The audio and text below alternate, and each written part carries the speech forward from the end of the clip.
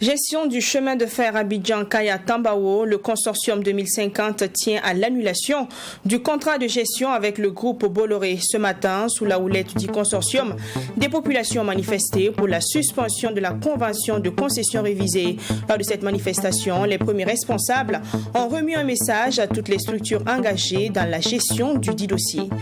Dans ce 20h, immersion dans le monde du coaching au Burkina Faso, un métier en vogue depuis quelques années. Les avis sont partagés en ce qui concerne les coachs en développement personnel. Pour certains, ils sont des vendeurs d'illusions et pour d'autres, leur rôle est important dans ce 21e siècle. Mais plus concrètement, qui est coach et comment le devient-on? Les réponses lèveront certainement tout équivoque sur ce métier. Et puis Covid-19, la France suspend le pass vaccinal et met fin au port du masque. Annonce faite par le Premier ministre français ce jeudi. À compter donc du 14 mars prochain, la décision s'appliquera sur le territoire français à quelques exceptions près dans les transports ou les hôpitaux. Bonsoir et merci de nous rejoindre. Le consortium Burkina 2050 passe à la vitesse supérieure sur le dossier de gestion du chemin de fer Abidjan-Kaya. Les premiers responsables ont battu le pavé ce jeudi dans les artères de la capitale burkinabé afin d'exiger l'annulation de la convention sur la gestion du chemin de fer avec Sitaraï et le groupe Bolloré. Parti du rond-point de la bataille du rail en passant par l'entreprise Bolloré et le ministère des Transports, les manifestants ont remis des messages aux différentes structures concernées. Les images avec Serge Kabouri.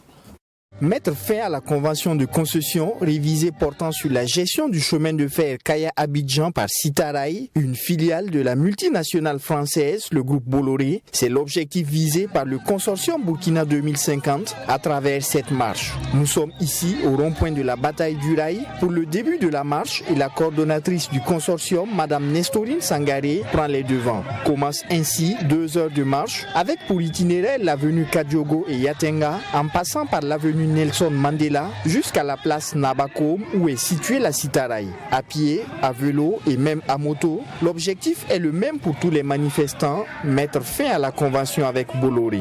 Ils gèrent mal notre chemin de fer. Les rails sont pourris. Je ne sais pas comment l'État a fait qu'on appelle la convention avec les Bolloré. Mais présentement, nos rails sont foutus. Un train qui a Abidjan 30 à l'heure jusqu'à Bagatou. Ça fait combien de temps? Douniwega Nana, un cheminot embauché en 1973 par la RAN, fait partie des manifestants. Aujourd'hui, ex-agent de Sitaraï, après 10 années de service, il ne cache pas sa colère. 95 là, je suis parti à la retraite en 2005. 10 ans là, Sitaraï ne m'a même pas avancé une seule fois. À ma retraite là, j'ai un manquant et il y a un volet qu'on appelle sur salaire. Mon catégorie là, c'est AE4. Sur salaire là, c'est 58 000 et quelques. On me donne 192 francs durant tous les 10 ans là. Sans avancement, sans sur salaire, 58 000 et quelques, et je me trouve à 192 francs de sur salaire. 10 ans. Vous voyez comment c'est? Ils nous volent, ils nous pillent. Je ne peux même pas qualifier ça. De la Sitaraï, les marcheurs empruntent l'avenue d'Endolosom en direction du siège de Bolloré Transport et Logistique avec en main un message à remettre à la direction de la multinationale au Burkina Faso. Nous sommes venus pour remettre un message. C'est un message amical. Vous avez fait votre temps, vous avez exploité, vous avez eu les profits. Laissez maintenant 9 gares fermées. Le transport ralentit au maximum. Les wagons monopolisés pour le transport du marchandise, du transporteur professionnel qu'est Bolloré, et des commerçants qui ne peuvent plus avoir des wagons pour amener leurs marchandises en Côte d'Ivoire. Nos routes dégradées, les sociétés minières avec tout ce qu'ils ont comme matériel lourd, transporté sur des vieux rails datant de la colonisation. Trop, c'est trop. Nestorine Sangaré et les marcheurs, dans un premier temps, font face à un refus, en témoigne cette porte verrouillée. Après des tractations entre policiers, manifestants et agents de sécurité de Bolloré, la porte s'ouvre et Nestorine Sangaré s'engouffre à l'intérieur avec son message en main. 10 minutes plus tard, la revoici. C'est le courrier qui a reçu donc notre message.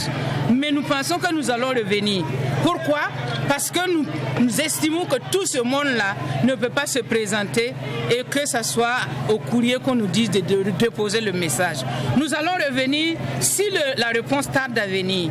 Nous allons revenir si la réponse n'est pas bonne, selon nos attentes. Le cap est ensuite mis sur le ministère en charge des Transports avec le même message. Reçu par le secrétaire général du ministère, les manifestants ont promis maintenir la pression jusqu'à la satisfaction de leur plateforme. Long de 1260 km, le chemin de fer Abidjan-Ouaga, faut-il le rappeler, a été construit de 1905 à 1954 et est aujourd'hui exploité par le groupe Bolloré.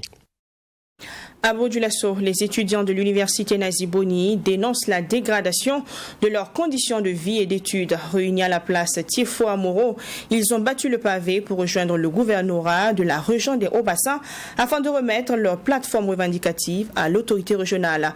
À travers cette marche-meeting, les étudiants exigent le strict respect des engagements pris par le ministère en janvier dernier, la levée des sanctions qui pèsent sur les étudiants ainsi que la démission du président de l'université de Bobo-Dioulasso. Correspondance de Joseph Koudko. Une marche-meeting organisée par l'Association nationale des étudiants burkinabés, ANEP, section Bobo-Dioulasso. Une manifestation pour, selon les initiateurs, interpeller les nouvelles autorités sur les préoccupations des étudiants de l'université Nazi Boni, UNB. Vous n'êtes pas sans ignorer que en décembre, nous avons adopté une plateforme minimale d'action et le 15 janvier, nous avons échangé avec le ministère sur les points de la plateforme revendicative. Et à l'issue des échanges, il y a eu 4 promesses et des promesses qui ont été faites sur 4 points de la plateforme. Et les 2 autres points de la plateforme sont restés en souffrance. Nous avons aussi constaté que les engagements qui ont été pris par rapport aux 4 points de la plateforme ne sont pas effectifs. Et sur le contenu des revendications des manifestants, figure en premier lieu la démission du président de l'UNB. Et la marche aussi vise à dénoncer les répressions barbares et sauvages dont les étudiants étaient victimes les 13 et 14 janvier 2022.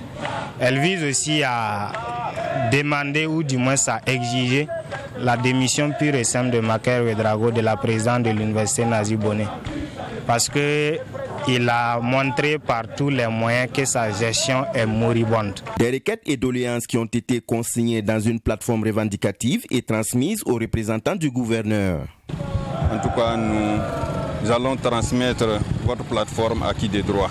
Ça sera examiné et dans un avenir proche, je pense que les nouvelles autorités vous reviendront.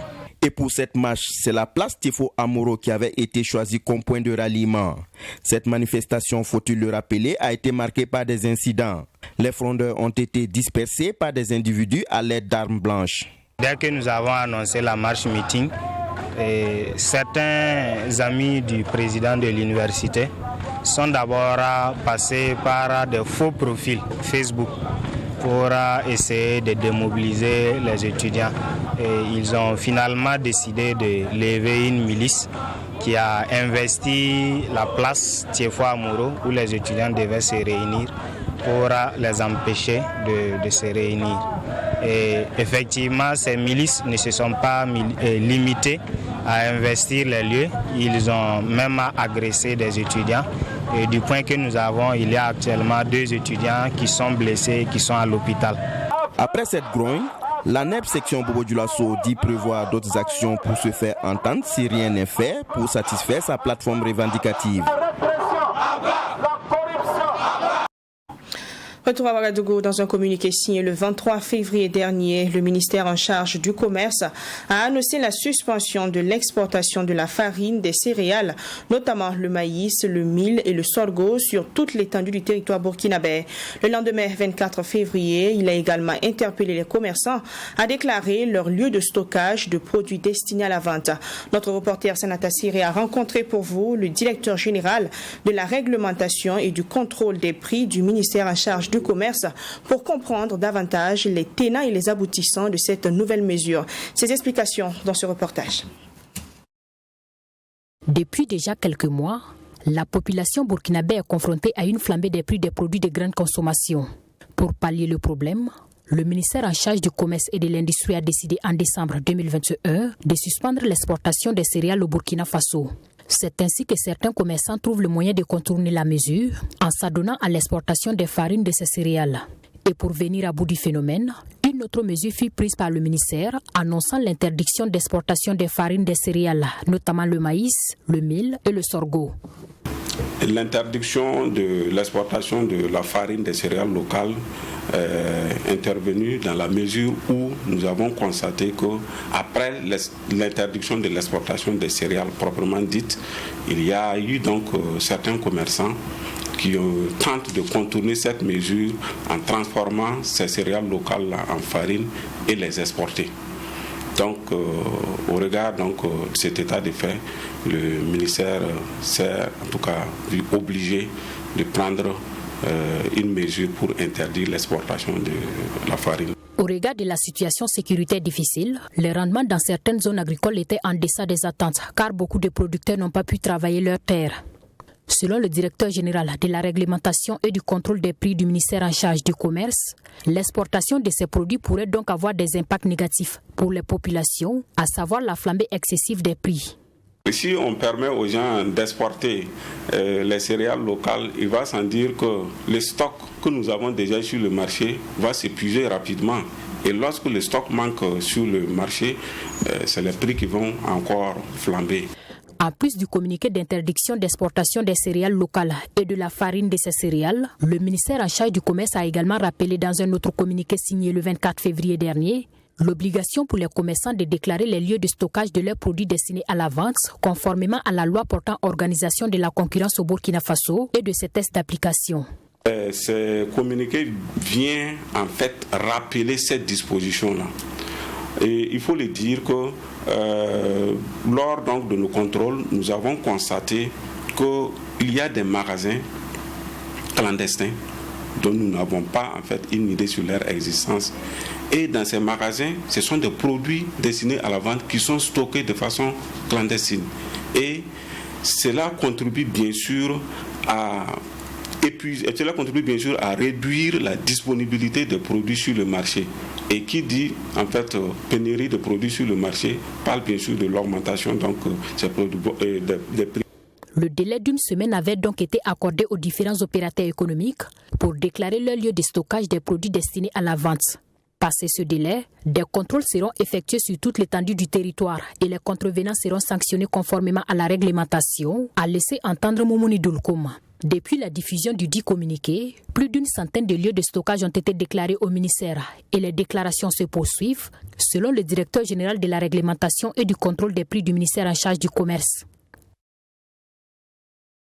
Panther Service, à travers sa marque d'eau Eben, est le tout nouveau partenaire de Tam Tam Group Press de TGP. C'est un partenariat qui a été scellé dans la matinée même de ce 3 mars au sein du groupe de presse Tam Tam Group Press. Les désormais partenaires, à travers cette convention, chemineront ensemble pendant une année. Le plus gros avantage, c'est une convention qui profitera aux deux partenaires, nous relatent nos reporters Fatima Tanikima et Joseph Yao.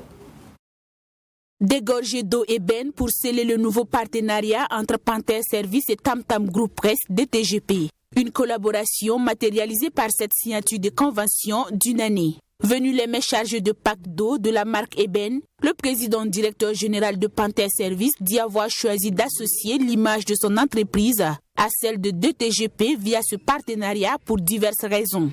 D'abord, Tui TV parce que c'est une télé que je suis beaucoup à travers son émission Le Tribunal de l'actualité, et une télé qui fait vraiment beaucoup d'efforts pour nous informer surtout, et aussi qui essaie d'innover dans certaines émissions. Et j'ai jugé bon d'accompagner ce média-là pour aussi apporter notre touche en tant que citoyen burkinabé.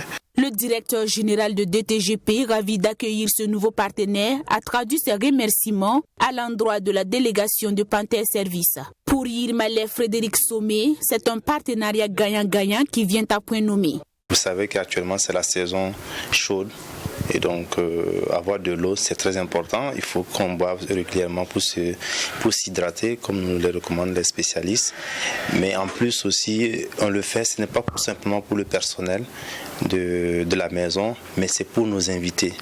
Et aujourd'hui, ils sont partenaires. Demain, ils peuvent être invités à une émission. Donc, il serait bon qu'eux-mêmes ils aient de l'eau à boire. Donc, c'est dans cet esprit que l'on essaie de cultiver ce partenariat. Et vraiment, on dit merci parce que ça ne pouvait tomber qu'à pic.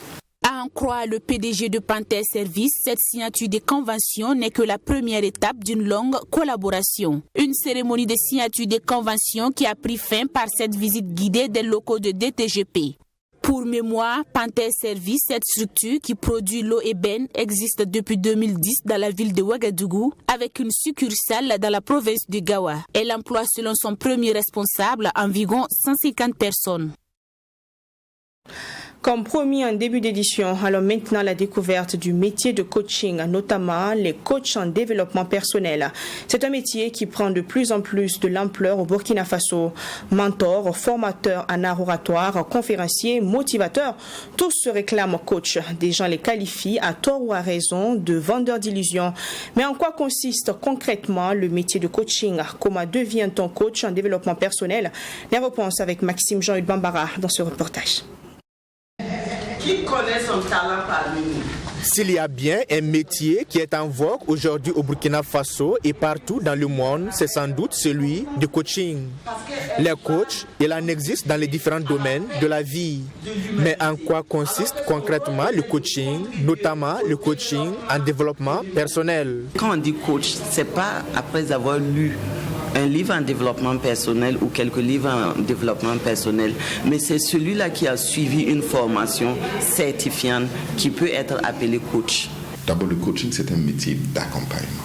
Donc, accompagner quelqu'un à déployer son potentiel maximum, à performer plus. À la fin, ce que le coaching apporte, c'est la clarté, c'est la cohérence et puis la motivation à continuer dans sa vie. Il y a ceux pour qui le coaching est la capitalisation de la somme des expériences vécues. On s'en rend compte que l'expérience, la connaissance, les voyages, les livres, la pratique qu'on a fait dans X ou X domaine peut être capitalisé et traduit en formation. À partir de là, de façon naturelle, parce que je profite de rendre hommage à celui qui m'a donné ce titre, s'appelle Somaïl Arabo. C'est lors d'une émission. Si le coaching est un métier d'accompagnement, il est important que celui qui l'exerce soit donc formé, d'où la notion de certification. Pour devenir coach, il faut s'inscrire dans une école de formation de coach. Donc il y en a plein. Il y a des excellents coachs qui ne sont pas passés par une école de formation, mais ils se comptent au bout du doigt. Donc aujourd'hui, c'est dommage qu'à au moindre talent d'orateur, on puisse se prévaloir de coach. C'est bien dommage parce que ça gâte un peu l'image de ce travail. Mais le diplôme ou la certification fait-il le bon coach? Pour Simon Ouedraogo, coach en développement personnel, option métaphysique, un papier ne saurait définir un coach. Il est là, il ne vaut rien, mais c'est lui qui a beaucoup de papiers et de diplômes et d'attestations. Donc moi, je sens que c'est quelque chose qui me mettait en retard. Je me suis débarrassé et je n'en veux même pas. Moi, c'est la connaissance ou rien. C'est pourquoi d'autres aiment dire faire ce qu'on dit et dire ce qu'on fait. À partir de là, on n'a pas besoin de PowerPoint. On n'a pas besoin de chapitre 1, chapitre 2. Quand on est en face de l'individu qui a besoin de coaching, les idées ou du moins l'inspiration viennent de façon naturelle. Et je connais des coachs autodidactes qui sont très forts, qui ont une posture de coach qui sont bien. Mais la vérité est que tout le monde ne sait pas se former en autodidacte. Mais il y a des gens qui arrivent à se former en autodidacte. Moi, je dis que j'ai l'humilité, quand je veux apprendre un métier, d'aller me former dans une école qui forme des gens dans ce métier. On va parler de comment elle doit Formateurs en art oratoire, conférenciers, motivateurs, influenceurs, tous se réclament coach pour peu qu'on ait un talent d'orateur et qu'on sache faire de la rhétorique qu'on retrouve souvent dans les sphères religieuses. Des notions à ne pourtant pas confondre avec le coaching. Le mentor a une posture de quelqu'un qui est expérimenté dans le domaine, qui vient partager son expérience avec le mentoré pour l'aider à éviter les erreurs que lui a peut-être pu faire ou pour l'aider à prendre les opportunités que lui a manquées. Ça, c'est un mentor. Alors que le coach, c'est tout à fait différent. Lui ne se base ni sur son expérience, ni sur sa formation dans le domaine, mais plutôt il se base sur sa formation dans la méthodologie du coaching. Si les professionnels du domaine se réjouissent d'avoir le vent en poupe, ces derniers déplorent tout de même certaines pratiques de ceux qu'on pourrait qualifier de pseudo-coachs, traités à tort ou à raison d'arnaqueurs ou encore de vendeurs d'illusions. Je vous assure que même les médecins, quand ils ont commencé, on a dit que c'est des vendeurs d'illusions, que c'est des arnaqueurs. Je vous assure, les médecins, on a commencé à dire pourquoi. Parce que voilà, c'était nouveau, personne ne comprenait. Et donc, quand on ne comprend pas, on commence à dire oui, c'est de l'arnaque et tout ça. Au-delà de ça, de ce choc de dire c'est de l'arnaque, renseigne-toi. Des gens qui ne veulent pas comprendre nous ont traités de tous les noms, mais c'est le dernier kata du développement. Sans développement personnel, c'est pourquoi ceux qui ont peur, parce que le développement personnel a déposé ses valises en Afrique, ces gens-là sont prêts à mettre tous les moyens pour traiter les développeurs personnels de tous les noms des oiseaux. Parce que le développeur personnel ne promet pas du vent à quelqu'un. Arnaque ou pas, le coaching semble visiblement pour beaucoup être un moyen de se faire une santé financière avec des coachés qui constituent une bonne manne financière. Les tarifs d'une formation en coaching varient selon les écoles et peuvent parfois atteindre le million de francs CFA. De quoi attirer toutes sortes d'individus et même forger de véritables imposteurs. Une question se pose alors, comment séparer le bon grain du livret ou le vrai coach du faux? Un coach se distingue par une formation de coach et au bout de laquelle il peut clairement identifier une structure de coaching qu'il utilise pour accompagner ses clients. Parlant de structure de coaching, quelle est la vôtre? Ah non, là c'est trop facile de vous donner une structure de coaching comme ça que d'autres pourraient la reprendre. Je pense que ceux qui ont eu l'occasion d'être formés dans notre école, notre académie de conférenciers formateurs coach et qui vous suivront certainement peuvent répondre à cette question facilement. Ma démarche, elle est purement d'abord métaphysique pour m'assurer que je vais asseoir des bases solides et pour m'assurer que je ne vais pas passer mon temps à me répéter. Et souvent même j'ajoute de l'anthropologie, de la sociologie pour que la personne soit aidée une bonne fois pour toutes. Coach certifié ou autodidacte, chacun y va de sa stratégie.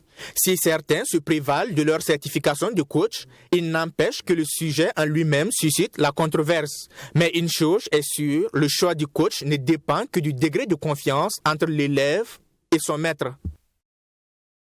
Football, le championnat national Ligue 1 l'ONAB s'est joué en milieu de semaine, mardi et mercredi. Pour le compte de la 17e journée, le Majestic a battu l'étoile filante de Ouagadougou au stade municipal Issoufou Joseph Konombo par le score de 4-2. Après cette journée, l'AS Fayenga prend la tête du classement, l'ASK quitte la zone rouge et le RCB rejoint l'ASFB au bas du tableau. Les détails de Assami Touré. L'EFO et le Majestic ont donné du spectacle au public présent lors de cette rencontre. Et c'est Majestic qui entame bien ce match. Dès la 12e minute, Isaka Sanfo profite de la mauvaise sortie de Philippe Lapin-Maré, le portier de l'EFO, pour ouvrir la marque.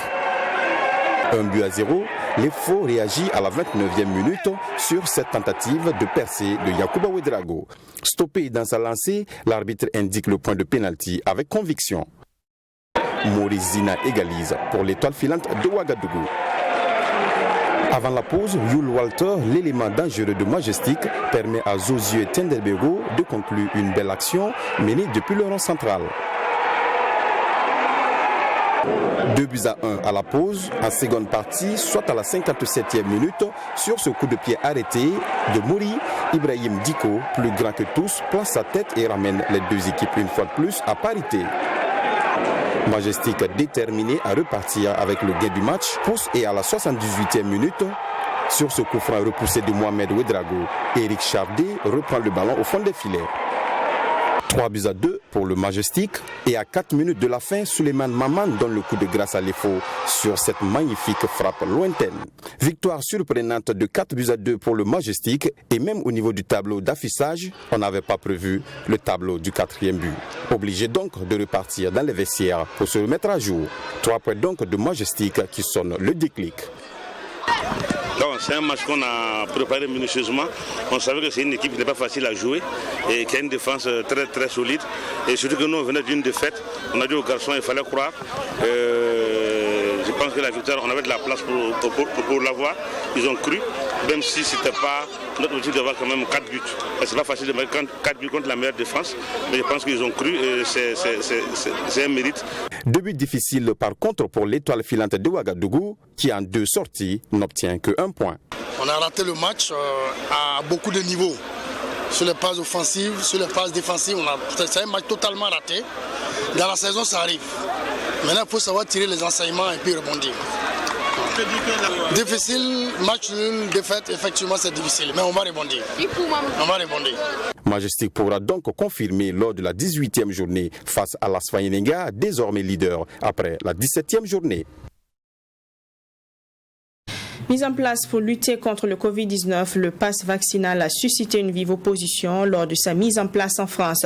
Ce jeudi, le Premier ministre Jean Castex a annoncé la suspension de son application à partir du 14 mars ainsi que la fin du port du masque en intérieur, sauf dans les transports en commun.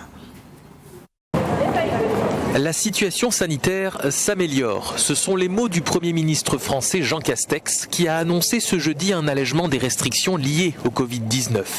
La vague hivernale étant en déclin depuis plusieurs semaines, les autorités ont donc décidé de faire souffler les Français.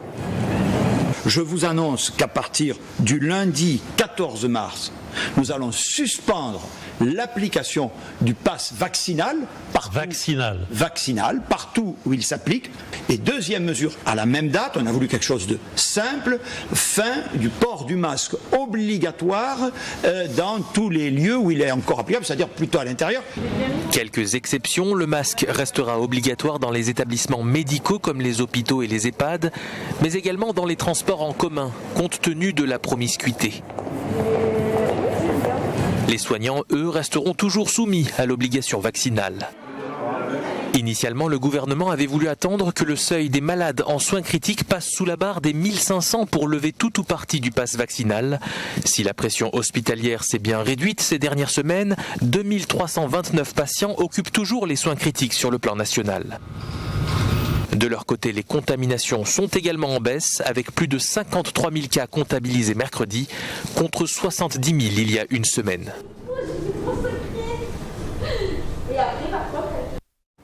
L'Assemblée générale de l'ONU a adopté mercredi par une écrasante majorité une résolution qui exige que la Russie cesse immédiatement de recourir à la force contre l'Ukraine. Un vote salué comme historique et accueilli par une salve d'applaudissements. Sur les 193 membres de l'organisation, 141 pays ont approuvé le texte. 5 pays, à savoir la Russie, le Bélarus, la Corée du Nord, l'Érythrée et la Syrie, s'y sont opposés et 35 se sont abstenus, dont la Chine. Une salve d'applaudissements retentit dans l'hémicycle des Nations Unies à New York. Par une très large majorité, l'Assemblée générale de l'ONU a adopté une résolution qui exige que la Russie cesse sa guerre en Ukraine. Cette résolution n'est certes pas contraignante, mais l'approbation du texte a été massive. 141 pays ont voté pour, 5 contre et 35 se sont abstenus. Ce qui met la pression sur Moscou, comme l'a souligné le secrétaire général des Nations Unies à l'issue du vote. Le message de l'Assemblée générale est fort et clair. Mettez fin aux hostilités en Ukraine maintenant. Faites taire les armes maintenant. Ouvrez la porte au dialogue et à la diplomatie maintenant. L'intégrité territoriale et la souveraineté de l'Ukraine doivent être respectées conformément à la Charte des Nations Unies. Nous n'avons pas un instant à perdre. Les effets brutaux de ce conflit sont évidents. Mais aussi mauvaise que soit la situation des Ukrainiens maintenant, elle menace de se détériorer encore plus. La résolution a été adoptée au terme de 2 jours d'une session extraordinaire d'urgence, comme il s'en tient rarement à l'ONU. Le texte réclame un retrait immédiat des troupes russes actuellement déployées en Ukraine. Il appelle par ailleurs à accorder à l'aide humanitaire un accès sans entrave. Lors de son allocution avant le vote, l'ambassadeur russe à l'ONU a assuré que la Russie se bornait à défendre les populations des provinces pro-russes dans l'est de l'Ukraine.